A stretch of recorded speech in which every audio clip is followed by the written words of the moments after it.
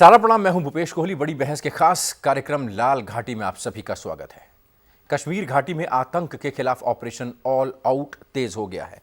वहीं आम नागरिकों के साथ साथ जवानों पर आतंकियों के हमले भी बढ़ चले हैं। पिछले 2 दिनों में सुरक्षा बलों और आतंकवादियों के बीच मुठभेड़ 5 जगह हो चुकी है। इस दौरान पुंछ में 5 जवान भी शहीद हुए। आतंकियों ने नई रणनीति के तहत काम करना शुरू कर दिया है। आम जनता, खासकर गैर मुस्लिमों को टारगेट करना शुरू कर दिया है। घाटी में आतंकी गतिविधियों को बढ़ाने के लिए अब हाइब्रिड यानी पार्ट टाइम आतंकवादियों का सहारा भी पाकिस्तान समर्थित आतंकी संगठन लेने लगे हैं। हाइब्रिड आतंकी वो स्थानीय लोग हैं जिसे पाकिस्तानी आकाओं से निर्देश मिलते हैं और लोगों की हत्या करके ये आतंकी आम लोगों की तरह जीवन जीने लगते हैं। ऐसे में घाटी के अंदर चल रहे ऑल आउट ऑपरेशन के साथ साथ आतंकवाद को कुचलने के लिए क्या एक और सर्जिकल स्ट्राइक करने का वक्त आ चुका है।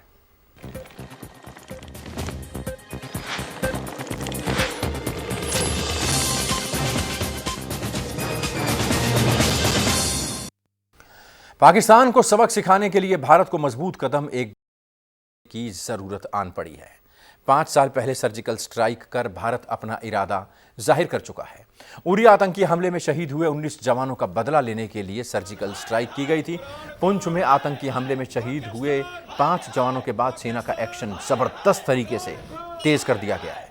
आतंकवादियों को जंगलों में ढूंढा जा रहा है, लेकिन ये बात भी सामने आ रही है कि आतंकियों ने अपने काम करने का तरीका बदला है ताकि उनकी पहचान जाहिर ना हो पाए।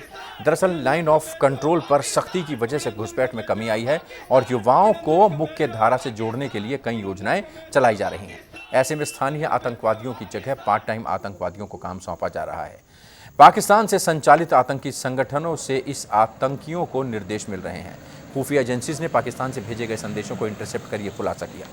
ये संदेश घाटी में स्लीपर सेल्स के हैंडलर्स को आते हैं। पिछले दिनों आम लोगों पर जो हमले हुए, इसकी जांच के दौरान ये पता चला। आतंकवादियों को ट्रेनिंग देकर भारत भेजने और कश्मीर के युवाओं को बरगलाकर दहशतगर्दी फैलाने की योजना पाकिस्तान की जारी है। ऐसे में क्या पाक ऑक्यूपाइड कश्मीर में आतंकी ठिकानों पर फिर बारूद नहीं बरसने चाहिए?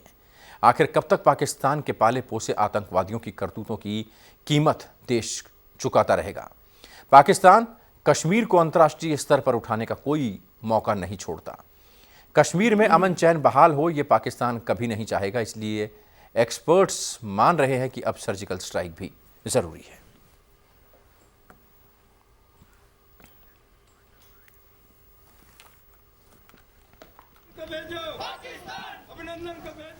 और इसी मुद्दे पर बातचीत करने के लिए जबरदस्त पैनल हमारे साथ मौजूद है। संजय सिंह, भारतीय जनता पार्टी के नेता, हमारे साथ मौजूद हैं। Lieutenant retired wing commander Anuma Acharya, Congress प्रवक्ता, हमारे साथ मौजूद हैं। Colonel JP Singh, defence expert, हमारे साथ मौजूद हैं। और अमित रैना, कश्मीरी पंडित, हमारे साथ मौजूद हैं। सबसे पहले कर्नल जेपी सिंह साहब, आपके पास में आऊँगा। डिफेंस एक्सपर्ट की आज राय बहुत ज़रूरी है।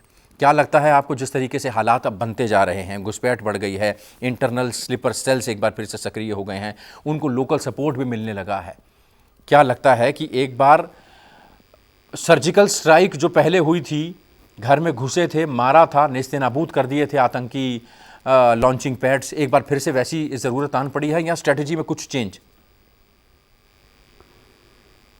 जय हिंद कोहली जी, मैं आपके जो वक्तव्य है बात से बिल्कुल सहमत हूँ कि पाकिस्तान को एक बार दोबारा सर्जिकल स्ट्राइक ही नहीं, पूरे तौर से हमारा देश पाकिस्तान को सबक सिखाएगा।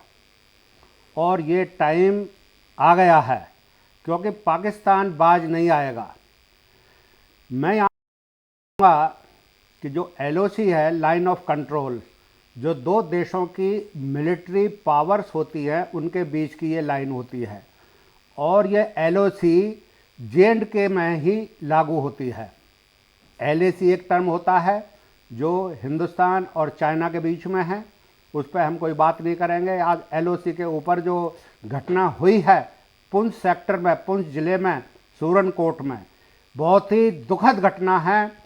और पाकिस्तान के कार्यतापूर्वक जो उसने ये कार्रवाई की है, उसका पाकिस्तान को किसी भी हालत में हमें सबक सिखाना होगा। सिर्फ सर्जिकल स्ट्राइक, एयर स्ट्राइक करके या हमने कुछ अपनी टुकड़ी भेज करके और पाकिस्तान की जो पोस्ट है उन पर हमला करके ही पाकिस्तान बाज नहीं आएगा। हमें फुल फ्लैज पाकिस्तान को सबक सिखाना होगा। पाकिस्तान इस तरह से बाज नहीं आएगा। मैं आपको बताना चाहूँगा कि जब जब ये स्नो बर्फ़ से पहले घाटी में बर्फबारी होती है, उससे पहले पाकिस्तान कोशिश करता है जितना भी इन्फिल्ट्रेशन हो सके, जितने भी टेररिस्ट हो सकें हिंदुस्तान में घुसाए जाएं, और वो कार्रवाई पाकिस्तान ने कर दी है। लेकिन हमारे जो जाबाज सैनिक हैं भारत के, वो पाकिस्तान के इन टेररिस्टों को मुंह तोड़ जवाब देते हैं। आता हूं आपके पास रिटायर्ड विंग कमांडर एक एक करके आता हूं आपके पास। रिटायर्ड विंग कमांडर अनुमा आचार्य भी हमारे साथ मौजूद हैं। सेवा भी दी है इन्होंने सेना में, और साथ ही साथ विपक्ष की भूमिका भी बखूबी निभाती हैं। अनुमा आचार्य, आपसे समझना चाहेंगे, घुसपैठ बढ़ चुकी है, लोकल सपोर्ट लगातार मिलने लगा है आतंकवादियों को। ऐसे में सरकार की रणनीति ठीक तरीके से चल रही है? जिस तरीके से सेना काम कर रही है, आप संतुष्ट? जिस तरीके से सेना को फ्री हैंड दिया गया है, उससे आप संतुष्ट? जी, सबसे पहले तो शहीद हुए नायब सूबेदार जसविंदर सिंह, सेना मेडल, नायक मनदीप सिंह, सिपाही गजन सिंह, सिपाही वैशाख और सिपाही शरद सिंह को मैं श्रद्धांजलि अर्पित करती हूँ, उन्हें जय हिंद कहती हूँ। उन्होंने जो सुप्रीम सेक्रीफाइस किया है अपने देश के लिए। और अब आपका सवाल, आपको ये बता दूं कि जो हमारी पहली सुरक्षा की पंक्ति होती थी वो होती थी लोकल नागरिक, और लोकल नागरिक ही हमें बताते थे, जब कबायली आए थे तब भी, जब कारगिल हुआ था तब भी। तो आज हमने लोकल नागरिकों की उस पंक्ति पर, या तो उनका भरोसा भारत पर खत्म हो गया है, या भारत जो भी आप समझ ले कि हम भी उन पर भरोसा नहीं कर रहे हैं। अब वहां इतने दिनों से पूरी सेना है, जो लोकतांत्रिक प्रणाली है वो वहां है नहीं। अभी एक मौसम ऐसा आया था जिसमें हमने देखा था कि बातचीत हुई थी कश्मीर के नेताओं के बीच में और दिल्ली के बीच में बातचीत हुई थी। तब लगा था कि अब अगर चुनाव हो जाएंगे, लोगों की जैसे ही सहभागिता होती है ना किसी भी तंत्र में, तो फिर वहां पर हम देखते हैं दायित्व बढ़ते हैं, वहां लोग बाग आपस में जिम्मेदार बनते हैं। अब कई बार ऐसा हम देखते हैं कि यहाँ तो इतने दिनों से, 2 साल से, 2.5 साल से काफी सेना है कश्मीर में, पर क्या सेना ही हर चीज का समाधान होता है? वो हमें होता हुआ नहीं दिख रहा है।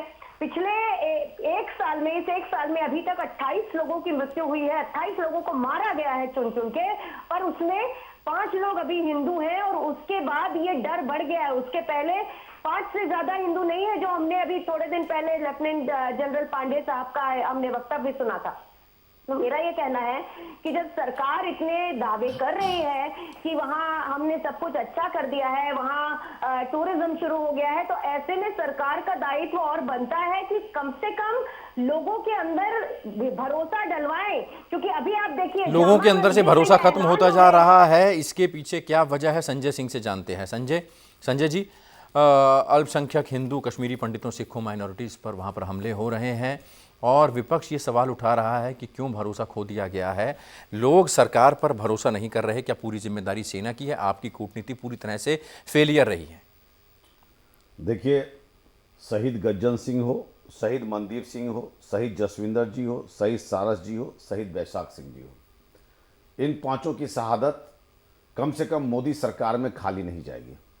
मोदी सरकार को माकूल जवाब देने आता है, और इसका देशवासियों ने कई बार देख रखा है, ये उदाहरण की प्रस्तुति हो रखी है। मोदी सरकार स्वयं कहती है कि हम खून का बदला खून लेंगे।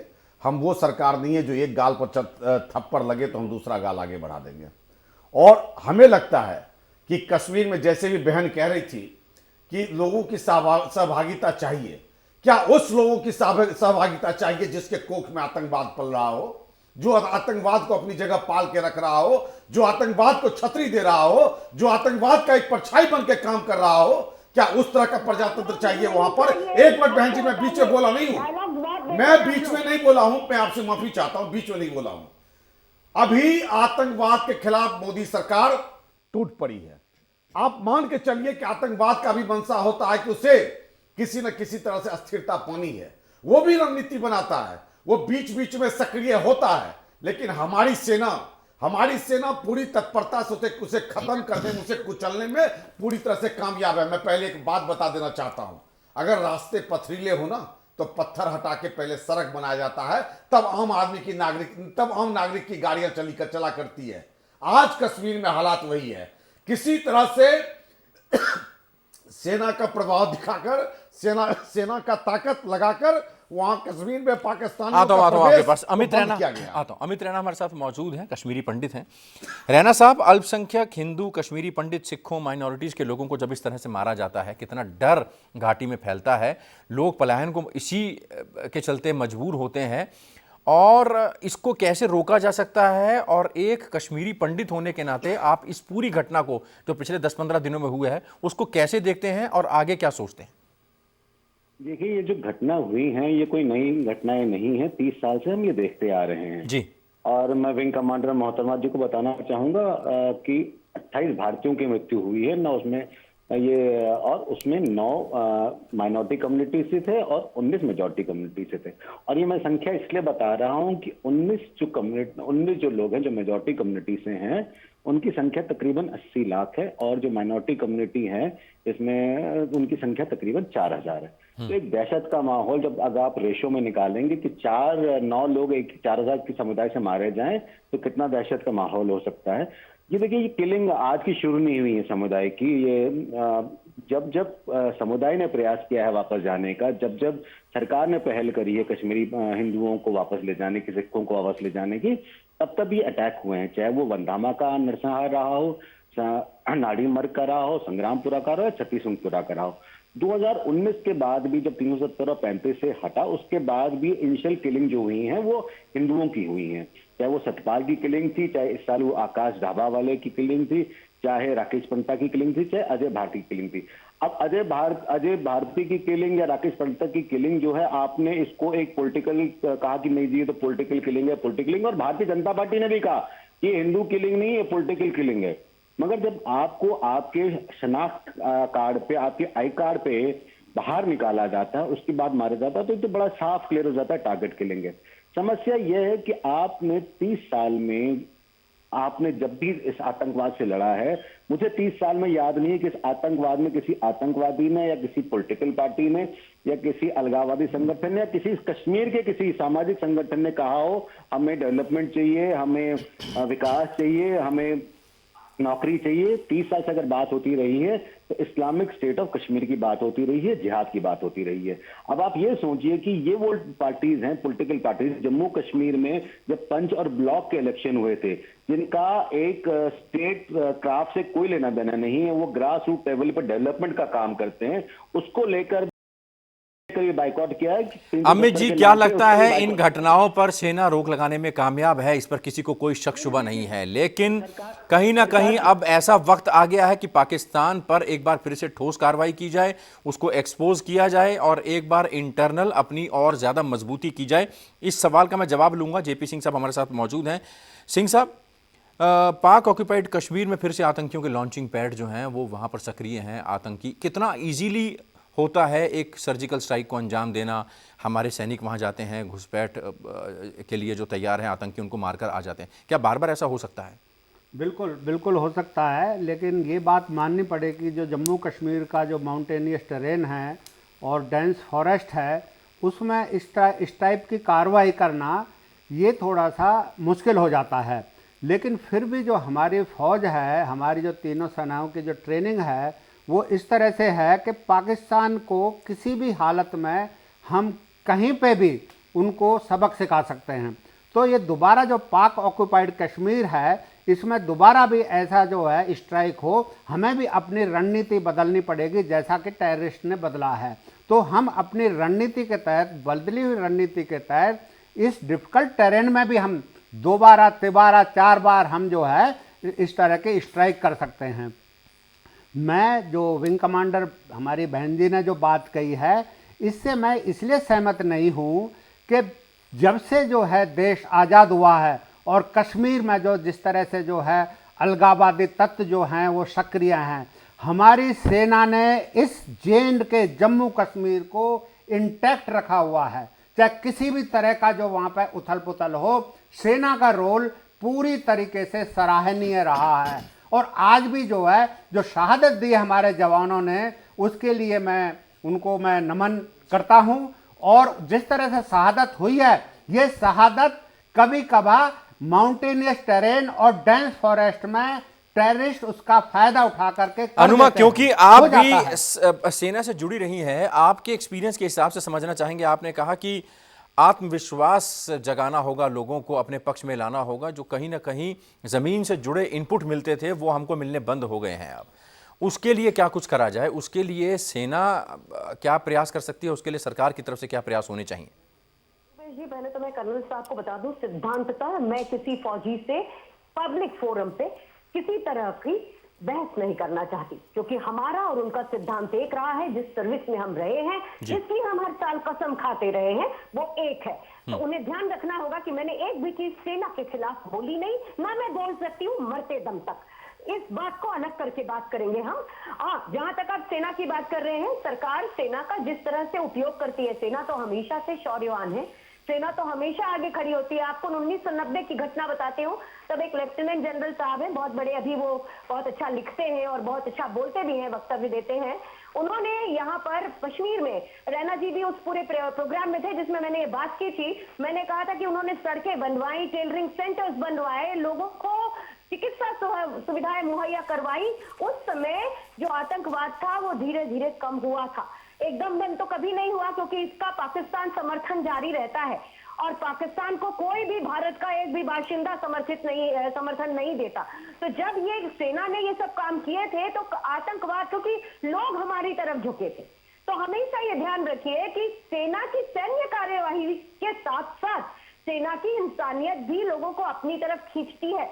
जो सेना में बहुत कूट कूट कर भरी है, शौर्य भी भरा हुआ है, इंसानियत भी भरी है। लेकिन यहाँ पर आप देखिए, एक ऐसी पार्टी है जिसको आज कश्मीर में इतनी बड़ी घटना हो गई, प्रधानमंत्री ने कितनी देर तक कुछ नहीं कहा इसके बारे में, ना तो जो हमारे शहीदों के बारे में। और आज क्या कर रहे हैं, उत्तर प्रदेश में चुनाव कैसे जीते इसकी मीटिंग कर रहे हैं। आप बताइए, एज ए सैनिक मुझे कितना दुख होता होगा कि सबसे पहले जिस चीज का जायजा लेना चाहिए उसको छोड़कर प्रधानमंत्री और पूरे लोग बीजेपी के वहां रणनीति बना रहे हैं। चुनाव, भाई चुनाव चुनाव चुनाव चुनाव, ये देश और कुछ बचा नहीं क्या? केवल चुनाव जीतने की बात करेंगे आप लोगों से सरोकार। चलिए, आऊंगा आपके पास। संजय, इस बात का जवाब दीजिए, क्यों वहां पर कश्मीर के इतने सेंसिटिव इशू पर प्रधानमंत्री नहीं बोल रहे, आपके नेता नहीं? एक एक करके बोलेंगे तो समझ में आएगा। आऊंगा आपके पास। संजय जी, अनुमाचार्य जी को बता देना चाहता हूं कि सर्जिकल स्ट्राइक से पहले भी प्रधानमंत्री जी ने एक भी शब्द नहीं कहा था। प्रधानमंत्री जी पाकिस्तान के खिलाफ होने वाले किसी भी कार्रवाई या उसके खिलाफ होने वाले किसी बैठक जिसमें कार्रवाई की तिथि तय की जाए, इसकी सूचना आपको देकर नहीं करेंगे। यह हमारे प्रधानमंत्री का एक गौरवशाली इतिहास रहा है कि वो बिना सूचना दिए हुए रात को 12 बजे किस तरह से स्ट्राइक करते हैं और किस तरह से दुश्मनों के घर में जाकर ठोकते हैं। ये बात आप भी जानती हो और पूरा देश भी जानता है। इसलिए दोबारा इस बात पर संदेह करने की कोई आवश्यकता नहीं है। घड़ियाली आंसू बहाने का काम नरेंद्र मोदी सरकार की नहीं है। नरेंद्र मोदी सरकार का काम है जवाब माकूल तरीके से देना और पूरे ठोस तरीके से देना। आज पूरा विश्व पाकिस्तान के खिलाफ लगा हुआ है। पाकिस्तान के आतंकवादी आईना को सब देख चुका है और भारत इस कूटनीतिक चाल में हमें लगता है पूरे विश्व में सफल हुआ है। आपको बहुत जल्द भारत क्या कार्रवाई कर सकता है पूरे विश्व स्तर लेवल पर, यह आपको देखने को मिल जाएगा। रैना साहब, यहां पर आइडेंटिटी कार्ड देखे जाते हैं, उसके बाद गोलियां मार दी जाती हैं, माइनॉरिटीज के ऊपर जुल्म हो रहा है। 370 हटेगी, 35 से हटेगी तो बहुत हालात सुधर जाएंगे, ये देखा गया था। लग रहा है आपको कि ग्राउंड रियलिटी में कुछ तब्दीली आई है? और आपने बताया कि आत्मविश्वास लगातार वहां पर माइनॉरिटीज खोते जा रहे हैं, उसको बढ़ाने के लिए क्या आपसे समझना चाहेंगे? नहीं, देखिए, मैं सरकार का प्रयास माइनॉरिटीज को वापस ले जाने का बिल्कुल रहा है। मैं उस मंशा पे कोई सवाल नहीं उठाना चाहता, क्योंकि वो दिखता है, खासकर जो ये अभी प्रयास किया गया, जो कश्मीरी माइनॉरिटीज की जो प्रॉपर्टीज हैं, खासकर पंडितों की जो प्रॉपर्टीज हैं जिन पे कब्जा किया गया, गैर कानून बिल्डिंग्स बनाई गई, उनको वापस लेने का, तो ये उसका भी रिएक्शन है। मगर आपको दो चीजें समझनी होंगी और वो बड़ी बेसिक चीजें हैं। पहली एक चीज है कि पाकिस्तान को जो डीप स्टेट है उसका एग्जिस्टेंस कश्मीर को लेकर है। तो ये सर्जिकल स्ट्राइक कितनी बार इसको सॉल्व कर सकता मुझे नहीं पता, क्योंकि जब तक कश्मीर है तब तक डीप स्टेट है, जब तक डीप स्टेट है तब तक कश्मीर का इश्यू अलाइव है। तो ये डीप स्टेट को कैसे डिस्टेबलाइज किया जाए, पहला सबसे बड़ा इंपॉर्टेंट पॉइंट होना चाहिए। दूसरा है, जो कश्मीर में जो चल रहा है वो जिहाद चल रहा है और आप इसको विकास का जामा ना पहनाएं, आप इसे जिहादी कहें। मैं ये नहीं कह रहा हूं कि आप कश्मीर में विकास ना करें, जम्मू कश्मीर में विकास ना करें। अगर जम्मू कश्मीर में विकास की समस्या होती होती तो बंदूकें जम्मू में भी उठी होती, लद्दाख में भी उठी होती। ये सिर्फ कश्मीर घाटी में ही अधिकतर क्यों होता है?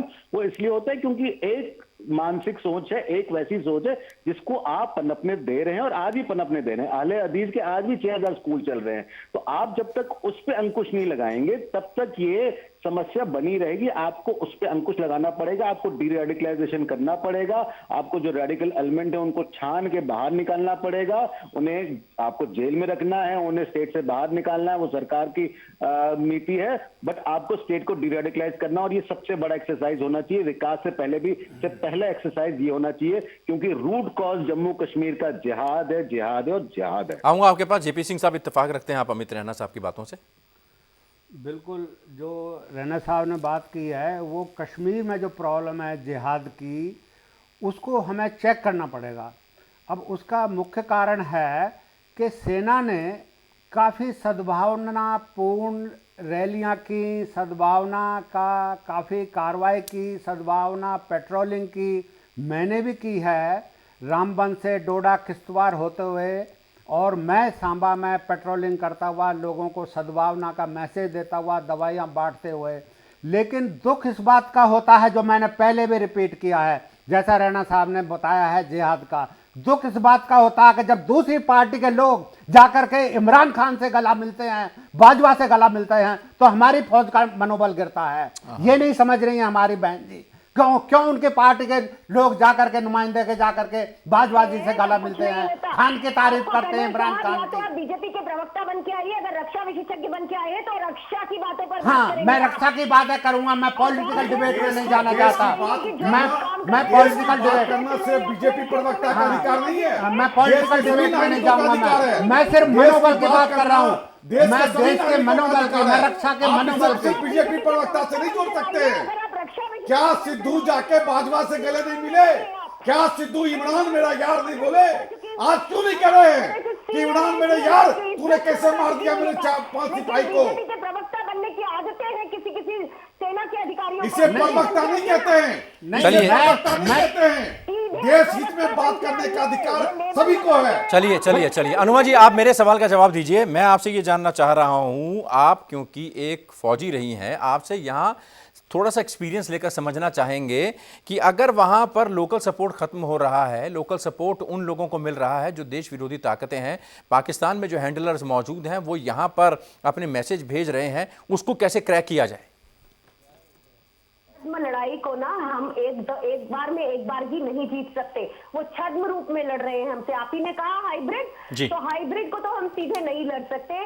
तो कितना भी हमारा शौर्य हो, हमें कहीं ना कहीं वो लोग जो कि आप जानते हैं वो जिहादी लोग हैं, तो उनके साथ हमें करने के लिए एक तो लोगों को अपने फेवर में लेना ही होगा। हमें अपने जो एक तो खुफिया तंत्र को बढ़ाना होगा। हर बार हमारा इंट फेलियर हो रहा है, ये इंट फेलियर लगातार हो रहा है और ये बहुत शर्मिंदगी की बात है।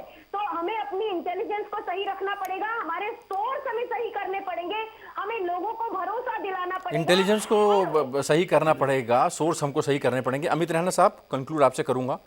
यहाँ समझना ये चाहूँगा कि जिस तरीके से एक्सपर्ट्स कह रहे हैं कि सर्जिकल स्ट्राइक की ज़रूरत आन पड़ी है, इंटरनल हमको कहीं ना कहीं अपने को दुरुस्त करने की ज़रूरत ज़रूर है, लेकिन कहीं ना कहीं जो आतंकवादी लॉन्चिंग पैड्स में बैठे हैं, जो यहाँ पर आएंगे, हैंडलर जो वहाँ से मैसेज भेज रहे हैं, उन पर सख्ती की ज़रूरत आन पड़ी है, उन पर सख्ती का वक्त आ चला है। सख्ती तो कर ही ली है सरकार ने। 700 लोगों को गिरफ्तार कर लिया गया है, एनआईए के रेड्स पड़ रही हैं। और जहां तक बात करूंगा लोकली, जम्मू रीजन में लोकल का काफी सपोर्ट है, तभी आपको जो इंट्रूजन अभी हुआ है इसकी खबर पता चली है। ये इंटेलिजेंस लोकल से ही आई थी। कश्मीर में समस्या डिफरेंट है और आपको उसको टैकल करना पड़ेगा। आपको जो विनिंग और हार्ट्स जो है, आप बिल्कुल करिए, winning of hearts and minds Kashmir में बड़ा आवश्यक है, मगर उसको अपीजमेंट की लेवल तक ना ले जाइए। आप उसको एक विनिंग ऑफ हार्ट्स करिए, मगर अपीजमेंट पे ना ले जाइए। आप देखिए, अपीजमेंट के चलते चलते श्रीनगर जो डिस्ट्रिक्ट है जिसमें सबसे ज्यादा वारदातें हुई इस साल में, पिछले 9 महीने में एक कासो ऑपरेशन नहीं हुआ है। क्यों? ताकि लोग नाराज ना हो जाए। अनफॉर्चुनेटली कहीं ना कहीं हमें वो कदम, हमें उसको बैकफुट नहीं लेना पड़ेगा। हमें सिक्योरिटी फोर्सेस को फ्री हैंड देना पड़ेगा, जैसे हम पहले देते आ रहे थे।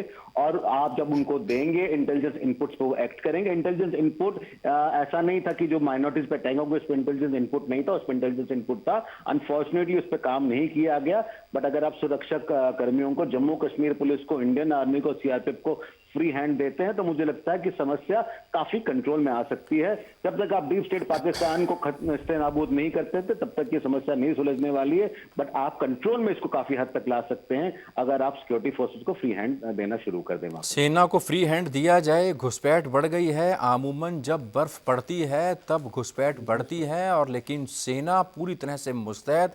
कहीं ना कहीं आतंकवादी भी अपनी नापाक हरकतों में कभी ना कभी कामयाब हो जाते हैं, उसका खामियाजा पूरे देश को उठाना पड़ता है। लेकिन देश में गुस्सा है, और गुस्सा इस बात का है कि पाकिस्तान अपनी कारगुजारियों से कभी बाज नहीं आने वाला है, और अब ठोक के उसको जवाब देने की ज़रूरत है। सर्जिकल स्ट्राइक की जाए, अपने इंटेलिजेंस को और ज़्यादा मजबूत किया जाए, अपने लोगों में भरोसा जताया जाए, और जिस तरीके से अल्पसंख्यकों पर वहाँ पर अत्याचार हो रहे हैं उनको भी रोकने के लिए कोई बड़ी स्ट्रेटजी बनाई जाए।